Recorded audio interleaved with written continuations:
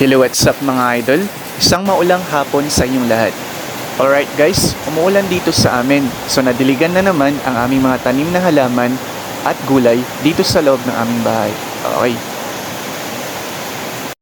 Okay mga idol, masayang masaya na naman ang aming mga tanim na kangkong at mga iba pang gulay dito sa aming bahay dahil nakasipsip na naman sila ng sariwang tubig mula sa ulan. Okay.